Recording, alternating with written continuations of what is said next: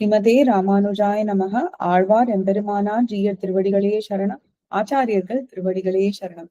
ஸ்ரீமத் வதூல புலவாரிதி பூர்ணச்சந்திரம் ஸ்ரீமன் மகாரிய சரணாம்புஜ சஞ்சரீகம் ஸ்ரீசிங்கராரிய கருணாப்த சமஸ்தபோதம் பக்தியா ச யோக நிருசிம்ஹ குரும் ஸ்ரயாமி.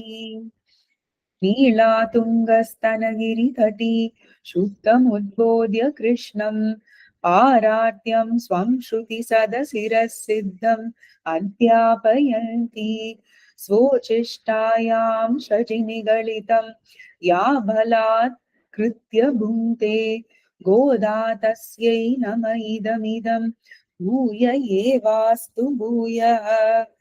அன்னவயல் புதுவையாண்டாள் அரங்கற்கு பன்னு திருப்பாவை பல்பதியம் இன்னிசையால் பாடிக் கொடுத்தாள் நற்பாமாலை பூமாலை சூடிக் கொடுத்தாளை சொல்லு.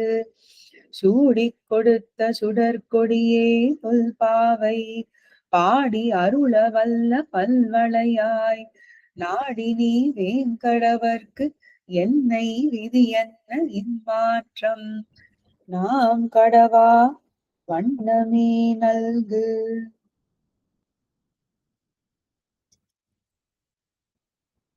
நம்ம மார்கழி மாசத்தை வரவேற்கிறோம், ஆண்டாள் மாதிரியே வரவேற்கிறோம். இன்னைக்கு கார்த்திகையோட கடைசி நாள். அப்போதான் ரெக்கார்டிங் ஆறுது. இந்த தடவை திருப்பாவையோட அவதாரிக்கைய நம்ம ஒரு 4 பாகமா பிரிச்சு அன்வைக்க போறோம். 4 பாகமும் இன்னைக்கே பார்க்க போறோம்.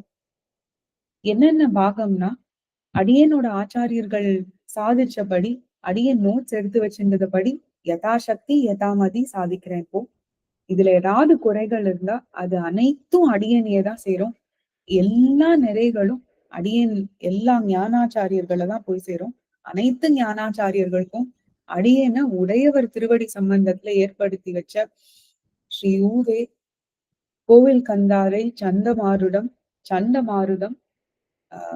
யோக நரசிம்மர் தொட்டையாச்சார் சுவாமி திருவடிகள்ல பல்லாண்டு தெரிவிச்சுண்டு நம்ம இதை ஆரம்பிக்கலாம், அன்வைக்கலாம்.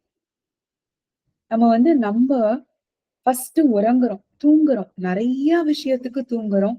ஆண்டாள் அதை ரொம்ப அழகா ஒரு பரோபகாரார்த்த சிந்தனையோட ஆண்டாளோட அவதாரம் நடந்திருக்கு அப்படின்னு ஆழ்வார்கள்லாம் ஆச்சாரியர்கள்லாம் சாதிக்கிறார். அது என்ன பரோபகார சிந்தனை? அப்புறம் நம்ம தூங்கிட்டே இருக்கோமா, விழிக்கிறோமா? கண்டிப்பா விழிக்கிறோம். விழிச்சுட்டோம்னாக்க என்ன செயல்கள் செய்யறோம், எது செய்யலாம், எது செய்யக்கூடாது? அப்புறம் நம்ம மட்டும்தான் தூங்கிட்டு இருக்கோமா? பெருமாள் கண் வளர்றானா? பெருமாள் தூங்கினதுக்கு அப்புறம் எழுந்துக்கிறானா? கட்டாட்சம் பண்றானா? அவன் எழுந்துக்கிறதுனாலே பெருமாளோட விழிப்புனாலே அது கட்டாட்சம் தானே அர்த்தம். அந்த அருள் அவனுடைய விழிப்பு, அது கண்ணனுடைய விழிப்பு. இது எல்லாம் சேர்ந்ததுதான் திருப்பாவை. ஏனைய ஆழ்வார்கள் இருந்திருக்கார், எல்லாருமே புருஷர்கள் இல்லையா? ஆண்டாள் மட்டும் இந்த கோஷ்டியில ஒரு பெண் பிள்ளையா இருந்திருக்கா. இப்போ திருமழிசை ஆழ்வார் பார்த்தேன்னாக்க 4700 ஆண்டுகள் திருவயது இருந்திருக்கார், திருநக்ஷத்திரங்கள் இருந்திருக்கார் திருமழிசை ஆழ்வார். ஆனா ஆண்டாளோ பார்த்தேன்னாக்க 5-6 வயசு பெண் பிள்ளையா இருந்திருக்கா இல்லையா? அந்த ஆழ்வார்கள் எல்லாம் ஒரு பக்கம், அப்புறம் ஆண்டாள் ஒரு பக்கம் அப்படின்னாக்க ரொம்ப அழகா மாமுனிகள் சாதிச்சிருக்கார். ஆழ்வார்கள் தம் செயலை விஞ்சி நிற்கும் தன்மயளாய் அப்படின்னு உபதேச ரத்னமாலையில இல்லையா? ஒரு தராசுல ஆழ்வார்கள்லாம் ஒரு பக்கம், அப்புறம் ஆண்டாள் ஒரு பக்கம் அப்படின்னு பார்த்தாக்க அவள் தான் ஜெயிப்பாளாம், இந்த பெண் பிள்ளை தான் ஜெயிக்க போறான். அது பாரத்தினால இது ஜெயிக்கிறது கிடையாது. அவளோட கண்ணன் கிட்ட இருக்கிற நிஷ்டையும் ஆச்சாரியன் கிட்ட இருக்கிற பக்தியும் அதுலதான் அவ தனித்து நிக்கிறா அப்படின்னு சொல்லலாம். இதே மாதிரி ரொம்ப அழகா வேதம் அனைத்துக்கும் வித்து அப்படின்னு சொல்றா இல்லையா? அப்போ வேதங்களே பிரமாணங்கள் எடுக்கணும்னா அது கோதா நாச்சியாரோட திருப்பாவையில இருந்து தான் எடுக்கணும் அப்படின்றா. எதுக்குன்னாக்க இப்ப பாத்தேன்னா நம்ம தனியன்கள்லாம் சேவிக்கிறோம். அதுக்கப்புறம் பாத்தேன்னாக்க கண்ணனே தூங்கி போயிடுறானா, தூங்கியிருக்கான், கண்ணனே தூங்கி போயிருக்கான். அப்போ அந்த தூங்கின கண்ணனை யாரு துயில் எழுப்புறான்னு பார்த்தா நம்ம ஆண்டாள் கோதா நாச்சியார் தான் துயில் எழுப்புறா கண்ணனை. என்னன்னு சொல்லி எழுப்புறா கண்ணனை ஆண்டாள்? நான் உனக்கேதான் தொண்டுபட்டவள் கண்ணா அப்படின்னு சொல்றா. நான் உனக்கே அடிமைப்பட்டவள், கண்ணனுக்கே கண்ணனுக்கே உரித்தானவள் அப்படின்னு சொல்லும் போது கண்ணன் எவ்வளவு சந்தோஷப்படுவான் இல்லையா? அவனுக்கு எப்பவுமே அடியார்கள் கிட்ட அடியார்கள் அவன் கிட்ட நெருங்கி போக போக கண்ணனுக்கு ரொம்ப சந்தோஷம் தானா. இந்த விஷயத்த நீ போய் எல்லாருக்கும் எடுத்து சொல்லு. திருப்பாவையோட அர்த்தங்களை இப்போ ஆண்டாள் பாத்துப்பா எல்லாத்தையும். கண்ணன் துயில் கண்ணன் தூங்கி கொண்டு இருக்கிறதே எதுக்குன்னு பாத்தீங்கன்னா, ஆண்டாள் எல்லாத்தையும் பார்த்துருவான்றதுனாலதான் அவன் தூங்குறானாம். அப்போ யாராவது இப்படி அப்பேற்பட்ட ஸ்ரீவைகுண்டத்தை விட்டுட்டு கீழே இந்த சம்சாரத்துக்கு வருவாளான்னு பார்த்தாக்க நம்ம ஆண்டாள் நாச்சியார் தான் அந்த மாதிரி பண்ணுவா. இவ வேற யாரும் கிடையாது. நம்ம எல்லாருக்கும் தெரியும். ஸ்ரீவைகுண்டத்துல இருக்கும் ஸ்ரீதேவி பூதேவி நீலாதேவி தாயார்கள்ல பூமி தேவி தாயாரோட அம்சமாவே அதே பூமி தேவி தாயார் தான் இங்க வந்திருக்கா அப்படின்னு ரொம்ப அழகா இதுக்கு நம்ம ஆச்சாரியர்கள்லாம் எடுக்கிறா. சுவாமி மணவாள மாமுனிகள் இன்றோ திருவாடிப்பூரம் எமக்காக வன்றோ இங்க ஆண்டாள் அவதரித்தாள்னு எவ்வளவு அழகா வைகுண்டத்தை விட்டுட்டு இங்க யாரேனும் வருவார்களா அப்படின்னாக்க யாரு எத்தனை பேரு வருவான்னா யாருக்கெல்லாம் பரோபகார சிந்தனை இருக்கோ நம்ம ஆழ்வார்கள் மாதிரி ஆண்டாள் ஆழ்வார்கள்ல ஒத்திதான் இல்லையா? அதனால இவ அவதாரம் ஆண்டாளோட அவதாரம் நடக்குது. இப்போ என்ன சொல்றதுக்காக ஆண்டாள் அவதாரம் நடந்தது? கண்ணனுக்கு ஏதோ சொல்லணும் எல்லார்கிட்டயும் இல்லையா?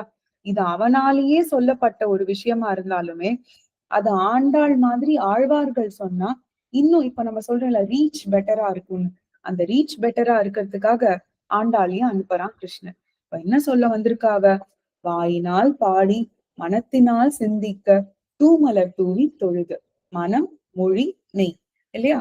மனத்தால சிந்திக்கணும், வாயினால பாடணும். என்னது? அவன் திருநாமங்களை தூமலர் தூவி தொழுது அப்படின்னு அவனை தொழணும் அப்படின்னு ரொம்ப அழகா மனோவா காயங்கள் இதை எக்ஸ்பிளைன் பண்றதுக்காக வந்தவளே ஆண்டாள். அவ அவ்வளவு ஒரு பரோபகார சிந்தனையோட நம்மளுக்கு புரியிற லாங்குவேஜ்ல அர்த்தத்துல எடுத்து சொல்றதுக்காக வந்தவதான் ஆண்டாள் நாச்சியார். ஒரு உயர்ந்த கருத்து இல்லையா? இந்த மூணு தாலியும் மனோவாக்கு காயம் இது எல்லாத்தாலையும் எம்பெருமான ஆசிரியக்கணும். இது நம்ம நிறைய இடங்கள்ல கேக்குறோம். ஆனா ரொம்ப தெளிவா எடுத்து சொல்லக்கூடிய ஒரு இடம்னு பார்த்தா அது நம்ம திருப்பாவைதான். இதற்குதான் ஆண்டாளோட அவதாரமே. இப்போ நம்ம தூக்கம்னு சொல்லிட்டு இருக்கோம் இல்லையா? தூக்கம்ன்றது என்னது? தூக்கம்ன்றது ஒரு பெரிய அறிவின்மைன்னு சொல்றா ஆச்சாரியர்கள்லாம். அறிவின்மைனா என்னன்னாக்க அந்த அந்த அறிவின்மையை தெரிஞ்சுக்கிறதுக்கே நம்ம தூக்கத்துல எத்தனை வகை இருக்குன்னு நம்ம தெரிஞ்சுக்கணும். தூக்கத்துல பாத்தீங்கன்னா 4 வகை சொல்ற ஆச்சாரியர்கள்லாம். தினப்படி நம்ம தூங்குவது. தினப்படினா ரொம்ப ஓய்வு எடுத்துக்கும் போது எடுத்துக்கிறது இல்லையா? ராத்திரி தூங்கி கார்த்தால எழுந்துக்கிறோம். அப்போ தினப்படி தூங்குவதுன்றது தேவையான தூக்கம். அந்த ஒரு 6 மணி நேரமோ 7 மணி நேரமோ அது ஒரு தேவையான தூக்கம் சொல்றோம் இல்லையா? 6 மணி நேரமே தேவை கிடையாதுன்றா. ஒரு 4 to 6 ஹவர்ஸ்ன்னு வச்சுக்கலாம். இதை தவிர வேண்டாத தூக்கம் இருக்கு. அது தேவையில்லாத தூக்கம் நம்ம எல்லாருக்குமே தெரியும். நாப்ன்ற பேர்ல எத்தனை விதமான நாப்ஸ் எடுப்போம் த்ரூ த டேன்னு நம்ம எல்லாருக்குமே தெரியும். ஒண்ணு தினப்படி தூக்கம், அடுத்தது விச் இஸ் தேவையான தூக்கம். இது வேண்டாத தூக்கம், தேவையில்லாத தூக்கம். இப்போ அடுத்தது 3வது வகையும் 4வது வகையும் பார்த்தேன்னா ரொம்ப தேவையான தூக்கம். இது நம்மள பகவான் கிட்ட கொண்டு போய் சேர்க்கக்கூடிய தூக்கம். இது ரெண்டுமே என்ன? பகவானோட ஒன்றி தியானிப்பது. இப்ப பாத்தீங்கன்னா யாகம் தியானம் இதெல்லாம் சொல்றா இல்லையா? பிரம்மானுபவமே ஒரு விதமான தூக்கம் அப்படின்னு சொல்லப்படுறது. இப்போ சம்சாரத்திலிருந்து அந்த ஒரு களைப்பை நீக்கும் தூக்கம் இல்லையா? அந்த தியானம் யாகம் அதெல்லாம். அதனால அது நம்மள ஒரு ஸ்டெப் க்ளோசர் டு எம்பெருமான் கொண்டு போறது. அதனால 3வது பிரம்மானுபவம். 4வது பாத்தீங்கன்னா முக்தி. முக்தினா என்ன சொல்றா? அந்த முக்தி அடையிற பொறுப்ப நிர்பரனா நம்ம இருந்து எம்பெருமான் கிட்ட அனைத்து பாரத்தையும் பொறுப்பையும் ஒப்படைச்சிட்டோம்னா நிம்மதியா தூங்குவோம் இல்லையா? அந்த மாதிரி இப்போ எம்பெருமான் என்ன சொல்றாங்க கீதையில? சர்வதர்மான் பரித்யஜ்ய மாம் ஏக்கம் சரணம் பிரஜ. இல்லையா, நான் உன்னை எல்லா பாவங்களிலிருந்தும் விடுவிக்கிறேன் அப்படின்னு ரொம்ப அழகா சொல்றான் எம்பெருமான். பட் அதுக்காக நம்ம காரியங்கள் நம்ம கர்மங்களை பண்ணாம இருக்கவே முடியாது. ஆனா அந்த பொறுப்பு, அந்த நம்மள மோட்சத்துக்கு கூட்டின்னு போகிறதுக்கான பொறுப்பு, நம்ம கர்ம பலன்களை தீர்க்கறதுக்கான பொறுப்பு எம்பெருமான் திருவடியில பண்ணணும், கொடுத்துடணும் அப்படின்னு சொல்றான்.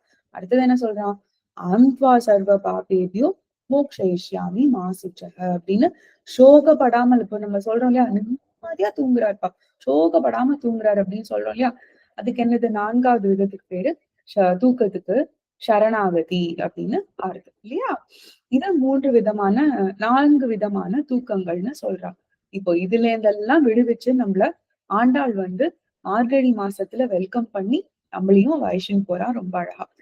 இதுல என்னன்னாக்கா, ஸ்ரீவில்லிபுத்தூர்ல இருக்க ஆண்டாள் இல்லையா, ஆய்ப்பாடியில இருக்கும் ஆய்பெண்களை எப்படி அழைக்கிறாவ? இவளோ ஸ்ரீவில்லிபுத்தூர் எங்க மதுரை பக்கத்துல ஸ்ரீவில்லிபுத்தூர்ல இருக்கா. ஆய்ப்பாடி உத்தரப்பிரதேசத்துல இருக்கு. பாரத தேசம்னா, அந்த பாரத தேசத்தோட கொள்கைன்னு பார்த்தேன்னா அதுதான் யுனைட்ஸ் எவ்ரி ஒன் அப்படின்னு ஆச்சாரியர்கள்லாம் ரொம்ப அழகா சொல்றான். என்ன, ஒரே ஒரு கொள்கை தான். எம்பெருமான் நம்மளோட பிரமேயம், ஒரே ஒரு ரீச் கோல் என்ன, எம்பெருமான் திருவடிகள்ல சரணாகதி இல்லையா. அதே நோக்குதான் தெற்கு கோடியிலிருந்து சீர்மல் குமாய்பாடி என்று எழுப்புகிறாள். யார? அவ வந்து ஆய்ப்பாடி பெண்கள் எல்லாம் எழுப்புறா அப்படின்னு சொல்றோம் இல்லையா. இந்த மாசத்துக்கு நம்ம வந்து நிறைய கேட்டிருக்கோம். மாசானா மார்க சீர்ஷோகம் அப்படின்னு எம்பெருமானே, கண்ணன் எம்பெருமானே அவனே சொல்லிக்கிறான். அப்படின்னாக்கா மாதங்களில் நான் மார்கழி அப்படின்னாக்கா, அந்த மார்கழின்னு எதுக்கு பேரு வந்ததுன்னா, மற்றைய மாதங்களுக்கு ஒரு வழிகாட்டும் மாதமா இருக்கா மார்கழி. மார் மார்க சீர்ஷோகம் சொல்றோம் இல்லையா, மார்க்கத்தை காமிக்கிறது. அதே மாதிரி பெருமான அடையக்கூடிய வழியும் காமிக்கிறது இந்த மார்கழி மாசம்தான். மற்ற மாசங்களுக்கு வழிகாட்டுறது நம்மளுக்கு பெருமானோட திருவடிகளுக்கும் வழிகாட்டுற மாசம் இது வந்து மார்கழி மாசம் அப்படின்னு ரொம்ப அழகா போற்றான். அந்த மாதிரி இந்த முதல் பாட்டை நம்ம நாளைக்கு டீட்டெயில்டா அன்வைக்க போறோம். இன்னைக்கு அடுத்தது வந்து பாத்தீங்கன்னாக்க, இந்த பாசுரங்கள் 6ல இருந்து 15 வரைக்கும் நம்ம முன்னாடியும் ஒரு தடவை அன்வயம் பண்ணிருக்கோம். 10 பெண்களை, ஒரு உபமானத்துக்கு 10 பெண்களை தூங்கி இருப்பவர்களை எழுப்புறா ஆண்டாள் ரொம்ப அழகா. பிள்ளாய் எழுந்திராய், கோதுகலமுடைய பாவாய் எழுந்திராய், அப்புறம் தூமணி மாடத்து சுற்றும் விளக்கெரிய கண்வளரும் மாமான் மகளே எழுந்திராய் தாழ்த்திழவாய் அப்படின்னு சொல்றா இல்லையா. எங்க பாருங்க, அந்த ஊர்ல ஆய்ப்பாடியில இவளுக்கு ஒரு மாமாவா, அந்த மாமாவோட பெண்ணா எப்படி எழுப்புறா, மனசால ஆண்டாள் எழுப்புறான்னு நம்ம வச்சுக்கணும் இல்லையா. அப்புறம் நோட்டு சுவர்க்கம் இங்கேயும் வந்து இன்னும் அந்த எழுப்புறது வந்து கண்டினியூ ஆயிட்டு இருக்கு. அப்ப என்ன சொல்றாங்க, கும்பகர்ணனும் தோற்றும் உனக்கே பெரும் துயில் தான் தந்தானோ அப்படின்னு. தூக்கத்துல ஒரு போட்டி வச்சா, இது நம்ம ஆத்துல குழந்தை எல்லாம் ஜென்ரலா சொல்றதான், கும்பகர்ணன் நாட்டம் தூங்கிட்டு இருக்கியே அப்படின்னு இல்லையா. இந்த மாதிரி இங்க ஆண்டாலும் சொல்றா, கும்பகர்ணனுக்கும் உனக்கும் போட்டி வச்சா நீதான் வின் பண்ணுவ போல் இருக்கே அப்படின்னு ஆண்டாலும் சொல்றா. இப்போ எந்த தூக்கத்தை பத்தி ஆண்டாள் சொல்றா? எல்லாத்துக்கும் எழுப்பிண்டே இருக்கா இல்லையா. இது நம்ம ஜென்ரலா படுத்துன்னு அந்த தேவையான தூக்கத்தை பத்தி ஆண்டாள் சொல்றாளா அப்படின்றத நம்ம பார்க்கணும். என்ன சொல்றான் இங்க, நம்ம வந்து இந்த தூக்கம்ன்றத அறிவின்மைன்னு முன்னாடி பார்த்தோம் இல்லையா. அந்த நம்ம தமோ குணத்தால வர அறியாமை, கவனக்குறைவு, சோம்பல், இது எல்லாமே தூக்கத்துக்கு ஈக்குவேட்டட் தான். அறியாமை, கவனக்குறைவு, சோம்பல், இது எல்லாமே எதனால வருது? ஒண்ணும் பாத்தீங்கன்னா நம்ம 3 குணங்களால நிரம்பி இருக்கும் இல்லையா. இது காம்பினேஷன் ஆஃப் 3 குணாஸ் தான். நம்மளுக்கு எல்லாருமே அதுலதான் இருக்கும். சத்வம், தமோ, ரஜஸ், இது நம்ம எல்லாருக்குமே தெரிஞ்ச விஷயம் தான் இல்லையா. சத்வகுணம் அதிகமாக ஆக பொறுமையா சாந்தமா இருப்போம். எல்லாம் எடுத்த காரியங்கள் எல்லாம் வந்து முடிப்போம், நிறைவு பெற வரைக்கும் அது வந்து செயலாற்றுவோம் நம்ம. இது வந்து சத்வகுணம். தமோ குணத்துல இருந்தா தூக்கம் அடிக்கடி அப்பப்போ தூங்க வேண்டியது அது தமோ குணம். சோம்பல், கவனக்குறைவு, இதெல்லாம் தமோ குணத்துல சேருது. ரஜோகுணம் பாத்தீங்கன்னாக்க ரொம்ப கோபம், பேராசை, ஒருத்தரை பார்த்து இன்னொருத்தர் பேராசை, அப்புறம் எப்ப பாரு பரபரன்னு இருக்கிறது. இது பண்ணலாமா, அது பண்ணலாமா, இங்க போலாமா, இதெல்லாம் ரஜோகுணத்துல சேருது. தமோ குணம் வந்து அவித்யில ரொம்பவே அது இடம் பெற்றிருக்கு. இப்ப வந்து ஆத்மா எது, பரமாத்மா எது, எப்படி வந்து அந்த பரமாத்மாவை அடையக்கூடிய நிலை நம்மளுக்கு, உடம்பு வந்து ஜீவனாக நினைத்துக் கொள்கிறது, உடம்பே ஆத்மான்னு நினைச்சுக்கிறது. இது பேர் என்ன? தேகாத்ம அபிமானம் சொல்றோம் இல்லையா? அதுதான் அறிவின்மை. தேகாத்ம அபிமானம் வந்து அறிவின்மைன்னு சொல்றா ஆச்சாரியர்கள்லாம். அப்புறம் ஒரு கட்டுப்படாமல் இருப்பது என்னன்னாக்கா, பெரிய தூக்கம் இருக்கிறதுலயே என்னன்னா சுவாதந்திரிய அபிமானம். நம்ம எது வேணா சொல்லிக்கலாம், freedom of speech, freedom of just being there அப்படின்லாம்.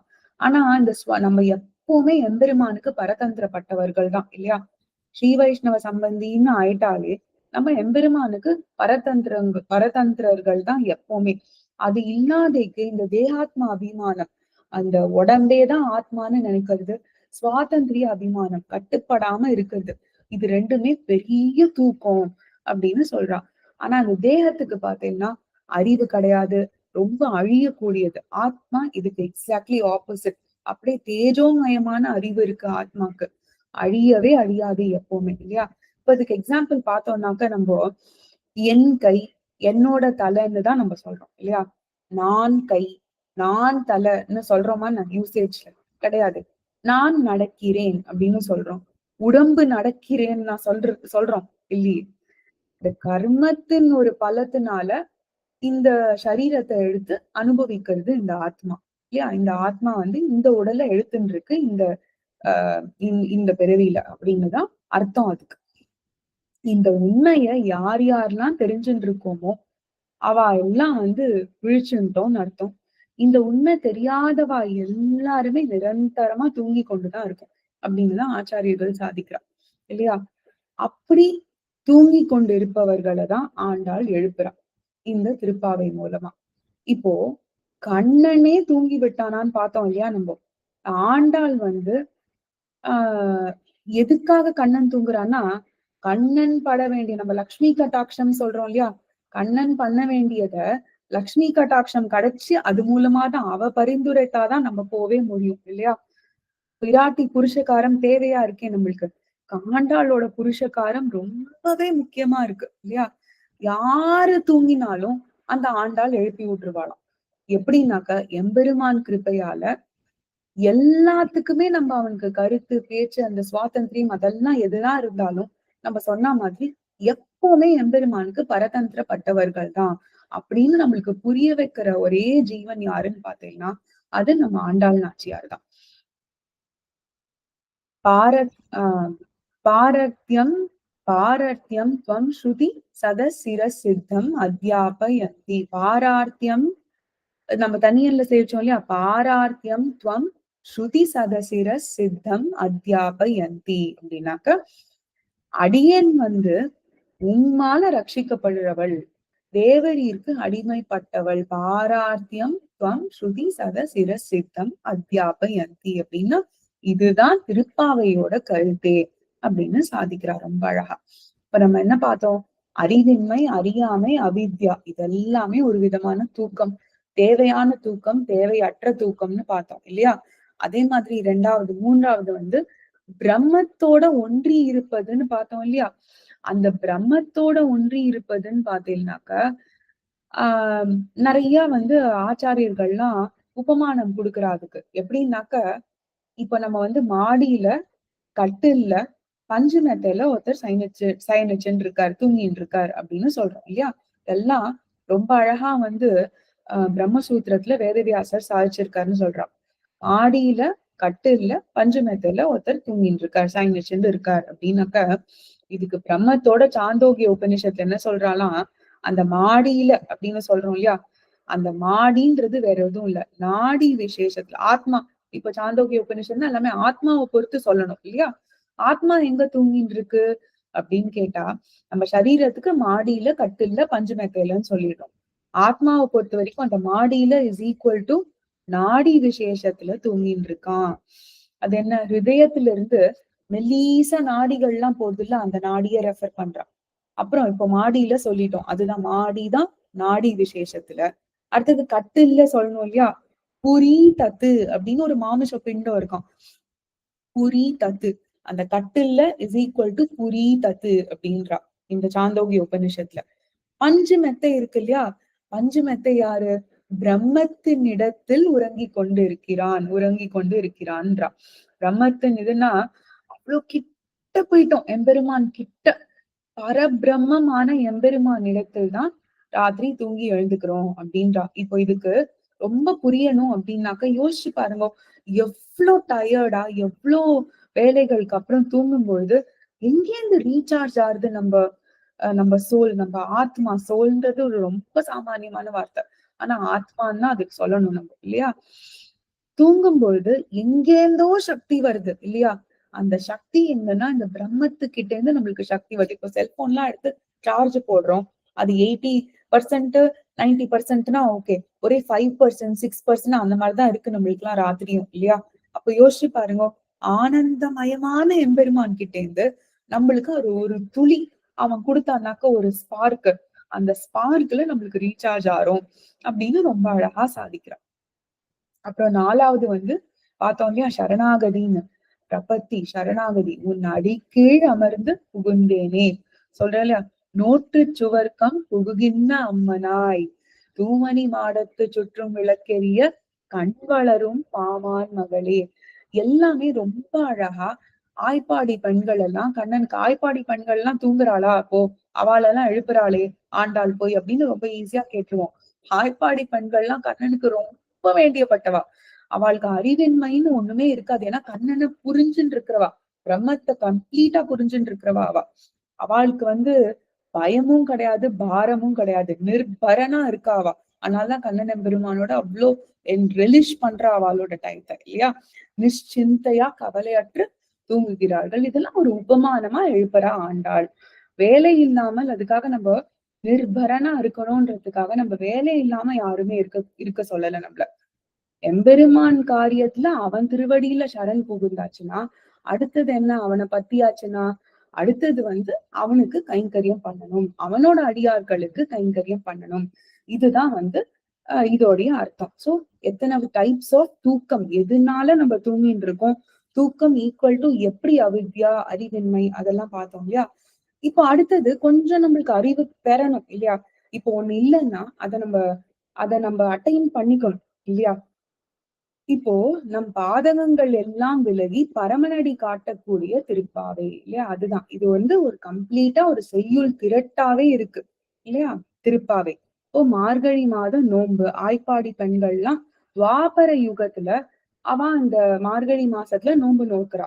இப்ப ஆண்டாள் என்ன பண்றா, கலியுகத்துல ஆய்ப்பாடி பெண்ணாவே ஆய் மார்கழி மாசத்துல நோன்பு நோக்குறா ஆண்டாள். அப்ப அவளோட அனுபவம் பார்த்தீங்கன்னாக்கா அவளே ஒரு இடப்பெண்ணா ஆயிட்டுதான் பண்றா. கிருஷ்ண பக்தியில திளைத்திருக்க ஆழ்வார் ஆண்டாள் அப்படி இல்லையா. அந்த பக்தி மிதமின்றி எப்படி வருதுன்னாக்க திருப்பாவை வாயிலாக வருது அவளோட பக்தி. இப்போ ஒரு ஆண்டாளோட வெள்ளம் பாத்தீங்கன்னா ஒரு ஏரி மாதிரி கன்சிடர் பண்ணிட்டோம்னாக்க, கிருஷ்ண பக்தி ஜலம், அந்த ஏரி நிரம்புறது இல்ல, அந்த நிரம்புறதே கிருஷ்ண பக்தி தான் அவளோட பக்தி. அது வாய் வழியா நிரம்பி ஓடித்துன்னா எதுவா ஓடுறது, ஆறு திருப்பாவையா ஓடுறது. அப்படியே திருப்பாவையாதான் தீர முடியும் இல்லையா. சங்க தமிழ் மாலை 30ம் தப்பாமே இங்கு பறைசுரைப்பார். இப்போ இந்த திருப்பாவைய சேவிச்சா என்ன ஆகும், எல்லாத்துக்குமே நம்மளுக்கு ஒரு பலன் வேணும் இல்லையா. இது பண்ணா என்னதான் ஆகும் நம்மளுக்கு அப்படின்னு சொல்றோம் இல்லையா, கேக்குறோம் அடிக்கடி. இந்த திருப்பாவை நம்ம சேவிச்சோம்னாக்க அறிவின்மை எல்லாம் நம்மளுக்கு கொஞ்சம் ஞானமா கொஞ்சம் கொஞ்சமா மாறுறது. அவ ஆண்டாள் திருவடி பத்திண்டு எம்பெருமான் திருவடி போகும்போது நம்ம ஆத்மா யாருன்னு புரியுது, பரமாத்மா யாருன்னு புரியுது, எப்படி ஆச்சாரியன் மூலமா இந்த ஞானம் பெறுறது அப்படின்றத ரொம்ப அழகா ஆண்டாள் காமிச்சு தரா இதுல. இப்ப பாத்தீங்கன்னாக்க பகவத்கீதையில கண்ணன் அர்ஜுனனுக்கு உபதேசம் பண்ணிட்டு இருக்கான். 700 ஸ்லோகங்களுக்கு மேல முடிஞ்சாச்சு, சண்டை நடந்துருது. 10வது நாள் பீஷ்மர் விழுந்தார். 18வது நாள் போரே முடிந்து விட்டது. பாண்டவர்கள் நன்னா வின் பண்ணியாச்சு, வென்றனர். கௌரவர்கள் தோற்றனர். ஆனா தர்மபுத்திரனுக்கு பாத்தீங்கன்னா நிறைய தர்ம சந்தேகங்கள், ரொம்ப நிறைய. தான் யாரு, எப்படி இருக்கணும், எப்படி ஒரு ராஜா நாட்டை ஆளணும், ஆஹ் ஆபத்து காலங்கள்ல எப்படி ஆளணும், ஆபத்து காலங்கள்ல எப்படி நடந்துக்கணும், ராஜாக்களுக்கு தர்மம் என்ன, மோட்சத்துக்கான தர்மம் என்ன, நான் பண்றது கரெக்ட் தானா, பண்ணது கரெக்ட் தானா, இப்படி அத்தனை கேள்விகள் இருக்கு. தர்மம் எப்பவுமே அவர்கிட்ட கேள்விகள் இருக்கு இல்லையா, பதில்களோட. இப்போ பீஷ்மர் வந்து அம்பு படுக்கையில படுத்துன்னு இருக்கார். கிருஷ்ணர் கிட்ட வந்து அர்ஜுனனும் ஆஹ் நம்ம தர்மபுத்திரரும் போய் கேக்குறா, இந்த மாதிரி நீ வந்து உபதேசம் பண்ணு கண்ணா, இத்தனை டவுட்ஸ் இருக்கு அடியனுக்கு அப்படின்னு. உடனே கண்ணன் சொல்றார், பீஷ்மர் அம்பு படுக்கையில இருக்கார். உத்தராயணம் இதோ வரப்போகுது, வந்துருத்துனா தை 1 வந்துருத்துனா பீஷ்மர் கிளம்பி போயிடுவார். பீஷ்மரோட உலகத்துல ஞானத்தை உபதேசிக்கிறதுக்கு ஆளே கிடையாதுன்னு பார்க்கவும் முடியாது அப்படின்னு. பீஷ்மே லோகாந்தரம் கதே ஞானானி அல்பி பவிஷ்யந்தி அப்படின்னாக்க, அவர் போயாச்சுன்னா உங்களுக்கு அறிவுரை சொல்றதுக்கு இங்க ஆள் கிடையாது. ஏன் அப்படி சொல்றார் கிருஷ்ணர்? கிருஷ்ணரா உபதேசிக்கிறதுக்கும் ஒரு குரு மூலமா உபதேசிக்கிறதுக்கும் there is a world of difference. ஆழ்வார்கள்லாம் வந்தது இல்லாம அதுக்கு தானே, எம்பெருமான் அம்சமாவே தான் வந்திருக்க ஆழ்வார்கள்லாம். ஆனா ஆழ்வார்கள் சொல்றதுக்கான விதமும் எம்பெருமான் தன்னையே சொல்லிக்கிறதுக்கான விதமும் எப்பவுமே வந்து நம்மளுக்கு நல்லா தெரியாது இல்லையா. இப்ப வந்து கண்ணா, நீயே வந்து நீ 700 ஸ்லோகம் முடிச்சாச்சு, கீதைய நீ தானே உபதேசிச்ச, இதையும் பண்ணிடலாமே அப்படின்னா, கடவுள் ஆன நான் உபதேசித்ததை விட குரு உபதேசிப்பதுதான் சிறந்தது அப்படின்னு திருப்பி சொல்றார். இப்போ இதெல்லாம் பண்ணதுக்கு அப்புறம் கிருஷ்ணர், அர்ஜுனன், அப்புறம் தர்மபுத்திரர் வந்து எல்லாரும் பீஷ்மர் இடத்துல போய் கேக்குறா, இந்த மாதிரி நீங்க அறிவுரை சொல்லுங்க அப்படின்னு. அப்போ பீஷ்மர் சொல்றார், நான் அறிந்த தர்மங்கள் சஹஸ்ரநாமத்தை சஹஸ்ரநாமம்னு என்ன, விஷ்ணு சஹஸ்ரநாமத்தை சொல்ல போறாரு இப்போ. பகவான் நாமங்களை சொல்லுவதுதான் சிறந்தது அப்படின்னு ரொம்ப அழகா சாதிக்கிற. ஏஷேமே ஏஷமே சர்வ தர்மானாம் தர்மோ திகதமோ மதஹ யத் பக்தியா புண்டரீகாக்ஷம் ஸ்தவைரர்ச்சேன்னர சதா அப்படின்னு ரொம்ப அழகா இது எம்பெருமான் திருநாமங்கள்லதான் நான் அறிஞ்ச மிகப்பெரிய மகத்தான சத்தியம் உண்மை எல்லாம் சொல்றாரு இல்லையா. அதுக்கப்புறம் வந்து எம்பெருமானோட 1000 திருநாமங்கள் சொல்ல போறாரு இப்போ. யானானி யானி நாமானி கௌனானி விக்யானா விக்யாதானி மகாத்மன ரிஷிபி பரிகீதானி தானி வக்ஷ்யா தானி வக்ஷ்யாமி பூதயே அப்படின்னு ரொம்ப அழகா சாதிக்கிறாரு இல்லையா. நாமங்கள்ல நான் எம்பெருமானோட நாமங்கள்ல சொல்றேன் அப்படின்னு பட்டியல் போட்டு, யானி நாமானி கௌனானி பட்டியல் போட்டு ரொம்ப அழகா தரார் பீஷ்மர் அப்படின்னு அழகா சாதிக்கிறார். இப்ப வந்து கீதை, சஹஸ்ரநாமம், இது ரெண்டுத்துக்கும் பாருங்க கம்பேரிட்டிவ். இது மாதிரி சஹஸ்ரநாமம் வந்து எவ்வளவு எளிதா நம்ம சொல்ல முடியாதோ, கீதா அவ்வளவு எளிதா சொல்ல முடியுமான்னா சொல்ல முடியாது. அதுதான் ஒரு குருவுக்கான ஒரு வைலட்சண்யம். குருனாக்க குகாரக அந்தகாரக ருகாரக தன் நிரோதக அப்படின்னு சாதிக்கிற ஆச்சாரியர்கள்லாம். என்னன்னா, யாரு ஒருவர் இருட்டை போக்குகிறாரோ, இருட்டைனா நம்மளுக்கு இந்த இடத்துல தூக்கம் பத்தி தானே பார்த்துட்டு இருக்கோம். தூக்கம்ன்றதுதான் மிகப்பெரிய இருட்டு. குரு அப்படின்னாக்க கு இருக்கு இல்லையா, ஆத்ம ஞானம் இல்லாத அஜ்ஞானம் என்கிற இருள். குன்றது இருள் அப்படின்னு சாதிக்கிறார். அப்போ ரூன்னாக்க இந்த நிரோதகம், தன் நிரோதக சொன்னோம் இல்லையா, நிரோதகம் வந்து அந்த அந்த இருட்டை யாரு போக்குறாரோ அவர்தான் குரு. உகாரக அந்தகாரக ருகாரக தன் நிரோதக அப்படின்னு ரொம்ப அழகா சொல்றாங்க. எத்தனை ஆச்சாரியர்கள் நம்மளுக்கு பாரத தேசத்துல முழுக்க இருக்கா இல்லையா. எல்லாருமே பாத்தீங்கன்னா இந்த பரோபகார சிந்தனையோட தான் எல்லாருக்குமே அவதாரம் ஆயிருக்கு, ஆயிண்டே இருக்கு இப்பயும் இல்லையா. ரொம்ப அழகா வந்து கீதையில கண்ணன் ரொம்ப அழகா சொல்றான். என்னன்னாக்க, ததாமி ததாமி புத்தி யோகந்தம் ஏனமாம் உபயாந்திதே தேஷாம் சதத யுக்தானாம் பஜதாம் பிரீத்தி பூர்வகம் அப்படின்னாக்க, யாரெல்லாம் என்கிட்ட பிரீத்தியோட பக்தி பண்றாளோ நானே அவளுக்கு பிரீத்தியோட ஒரு ஞானத்தை கொடுக்குறேன் அப்படின்னு சொல்றான். இதுதான் இல்லையா, நம்ம ஒரு ஸ்டெப் எடுத்து வச்சோம்னா எம்பெருமான் வந்து நம்ம கிட்ட கிடுகிடு கிடுகிடுன்னு ஃபாஸ்டா வந்துடுறான்னு சொல்றோம் இல்லையா? நம்ம இதை பத்தி யோசிச்சுன்னு தான் இருந்திருப்போம் ஏதோ ஒண்ணு. ஆனா அவன் எப்படி அதை கோர்வையா கோர்த்து கொடுக்குறான்றத நம்ம ஒருத்தரும் உணர்றோம் இல்லையா? அவா லைஃப்ல அந்த ஞானத்தையே ஏ ஏணியாக அப்புறம் பத்தி கொண்டு நம்ம ஏறிடலாம் இல்லையா? என் பக்தன் என்னை நோக்கி வருகிறான் என்று சொல்றார் எம்பெருமான். அந்த என்னை நோக்கி வரும்போதே இவன் கடாட்சிக்கிறான் இல்லையா? அப்போ விழிப்பு ஆயிடுறதுன்னு ரொம்ப அழகா சொல்றார். எப்பவுமே என்னுடைய கூடி இருக்கும் இருப்பு, அதுதான் அறிவு, அதுதான் விழிப்பு அப்படின்னு சொல்றான். இப்போ நம்ம தூக்கத்தை 4 விதமா தூக்கத்தெல்லாம் பார்த்தோம். எப்படி எப்படி விழிக்க போறோம்ன்றது நம்மளுக்கு தெரியுது இல்லையா? ஆனா அந்த விழிப்புல என்னெல்லாம் ஆறுது? இந்த விழிப்புல ஆத்ம அறிவு பெறறது பயங்கரமா பெறுதலா இருக்கு. தேகத்தை காட்டிலும் ஆத்மா வேறு அப்படின்னு அறிஞ்சுக்க முடியாது. எதெல்லாம் தூக்கத்துல இருந்ததோ அதெல்லாம் இங்க விழிப்பு அறிவின்மை இல்லாத அறிவு நிறைய ஆற்றல் இருக்கும்போது நம்மளுக்கு பெட்டராவே புரியுது. ஆத்மா பரமாத்மாவுக்கு தொண்டன்னு புரியுது. இது புரிஞ்சாலே அகங்காரம் மமக்காரம் எல்லாம் விட்டு போயிடும் நம்ம கிட்ட இருந்து இல்லையா? ரொம்ப அழகா இது நம்ம திருவாய்மொழியில அன்வயிச்சிருக்கோமே. யானே என்னை அறியகிலாதே, யானே என் தனதே என்றிருந்தேன். எனக்கே என்னை பத்தி தெரியாம இருந்திருக்கேன் இல்லையா? அப்புறம் எம்பெருமான் பத்தி தெரிஞ்ச அந்த விழிப்பு வந்ததுக்கு அப்புறம் என்ன ஆகுது? யானே நீ என் உடைமையும் நீயே, வானே ஏத்தும் வானவர் ஏறே அப்படின்னு ரொம்ப அழகா ஆழ்வார் பாசுரம். என்னை பற்றி எனக்கே தெரியாமல் போனால் எப்படி, எதனால் பிறந்தேன், எதற்காக பிறந்திருக்கேன், என்ன ஒரு நம்ம இப்பெல்லாம் சொல்றோம் இல்லையா பர்பஸ் இருக்கணும் அப்படின்னு. ட்ரூ, என்ன பர்பஸ் இன் லைஃப் நம்மளுக்கு? இதை வாங்கணும், அதை சம்பாதிக்கணும், ஃபேமிலி நன்னா இது பண்ணணும், குழந்தைகள் நன்னா படிக்கணும், அப்புறம் வாட் நெக்ஸ்ட்னு சம்டைம்ஸ் கேட்கிறோம் இல்லையா? லைஃப்ல வாட் நெக்ஸ்ட்னு பாத்தீங்கன்னா நம்மளோட ட்ரூ ஸ்வரூபம் எது, நம்ம யாரு, எம்பெருமான் யாருன்னு புரிஞ்சுக்கிறது தான் அந்த பர்பஸ். சித்தி, இந்த நம்ம லைஃபோட சித்தினாக்க ஒரு பயன். அந்த வந்து நீர் நுமது என்றிவை வேர் முதல் மாய்த்து இல்லையா? இறை சேர்வன் உயிர்க்கு அதன் நேர் நிறையில்லே அப்படின்னா, நான் என்னதுன்னு சொல்லாம எல்லாமே அவனுடையது, நானே அவன் உடைமை இல்லையா? யானே நீ என் உடைமையும் நீயே அப்படின்னு சொல்றோம் இல்லையா? அது எப்போ வருது?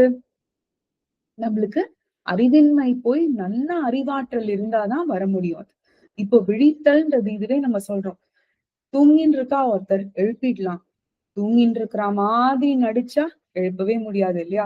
அப்போ விழிப்பு ஒண்ணு, தூக்கத்துல இருந்து விழித்தல், இன்னொன்னு விழிப்புணர்வோட விழித்தல் இருக்கிறது இல்லையா? டு பி அவேர் சொல்றோம் இல்லையா? அந்த அவேர்னஸ்க்கு, அந்த அவேர்னஸ் தான் ஆண்டாள் சொல்றாங்க. இததான் ஆண்டாள் வந்து திருப்பாவையில சொல்றா அப்படின்னு பாக்குறோம். கௌடகாரிகை அப்படின்னு ஒரு சாஸ்திரம் இருக்கு. அதுல என்ன சொல்றது? அநாதி மாயையா சுப்தக யதா ஜீவ யதா ஜீவ பிரபுத்தியதே அப்படின்னாக்க, அநாதி மாயையா சுப்தகனா அநாதி காலமா பிறந்து மாறி மாறி பல பிறப்போம் இல்லையா? ஆத்மா வந்து தூங்கியே போயிடுதான். ஆத்மாவே தூங்கி போயிட்டான். அவ்வளவு ஞானமயனா இருக்கிற ஆத்மாவே தூங்கி போயிடுத்துன்னா என்ன ஆகும்? இப்போ எம்பெருமான் கீதையில சொல்றார்,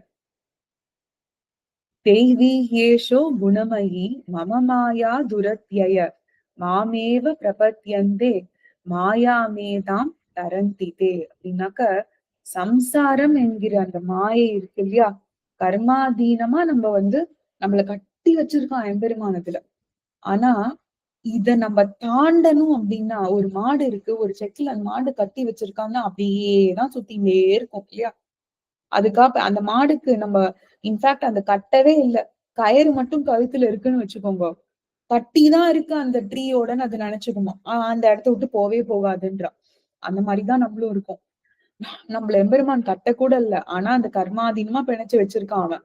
ஆனா இத தாண்டி வரணும்னா அவன் திருவடிகள் பத்தணும் இல்லையா? நம்ம எதுவுமே பண்ணாம நம்ம எப்படி வந்து மோட்சத்துக்கு போகணும்னு கேட்க முடியும் அவன் கிட்ட?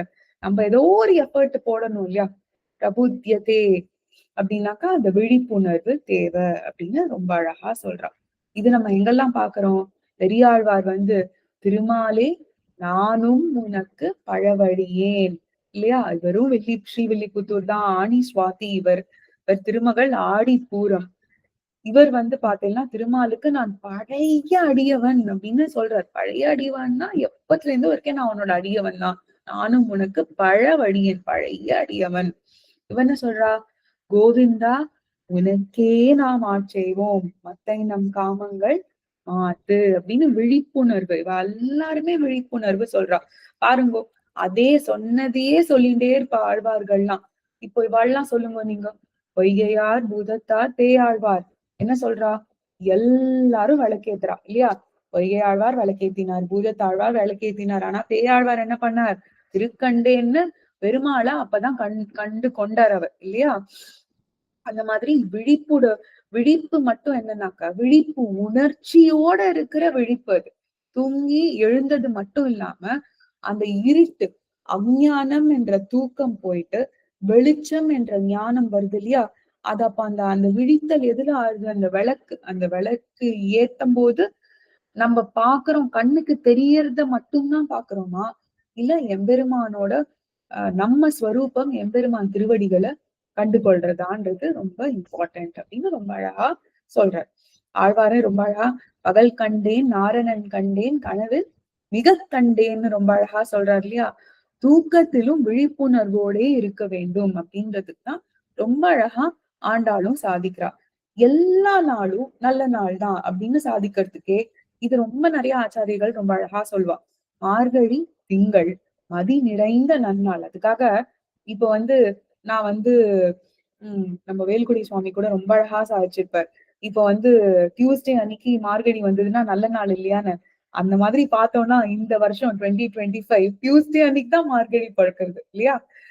எந்த நாள் நம்ம ஒரு நல்ல விஷயம் பண்ணணும்ன்றதுனாலும் அந்த விஷயத்த அதுவும் எம்பெருமான் விஷயமா இருந்தா அந்த நாள் தானே தானே எல்லா விரோதிகள்லாம் கழிஞ்சு அவன் திருவடியை பத்தணும்னு நம்ம நினைச்சாலே போருமா, எல்லாமே விலகி போய் நல்ல நாளா ஆயிடும் அப்படின்னு சொல்றார்.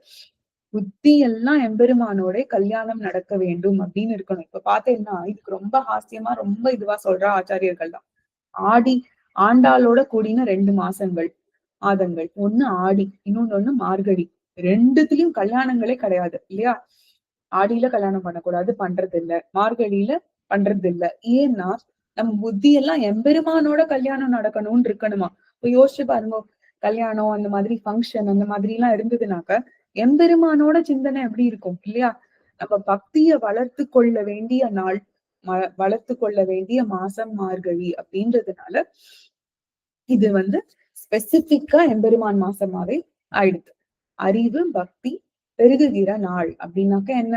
தன்னடைவே ஞானமும் பெருகும், இதெல்லாம் பெருகித்துனா அப்படின்னு சொல்றா இல்லையா? ஆழ்வார் ரொம்ப அழகா சொல்வார். செந்நாள் எந்நாள் அந்நாள் உனது தாள் பிடித்ததே சலத்தானே அப்படின்னாக்க ரொம்ப அழகா அவன் திருவடிகள் பிடிக்கும் போதுதான் நம்மளுக்கு விழிப்புணர்வு வருது. பரமாத்மா ஆஹ் பரமாத்மா கிட்ட நம்ம போக போகதான் அந்த ஆத்மாவுக்கே விழிப்பு வருது. அந்த விழித்தல் இதெல்லாம் தான் அப்படின்னு ரொம்ப அழகா சாதிக்கிறான் இல்லையா? அடுத்தது பாத்தீங்கன்னாக்க எப்பவுமே நம்ம கேக்குறோம் இல்லையா, ஏன் திருப்பாவை, ஏன் ஆழ்வார் பாசுரங்கள் எல்லாம்.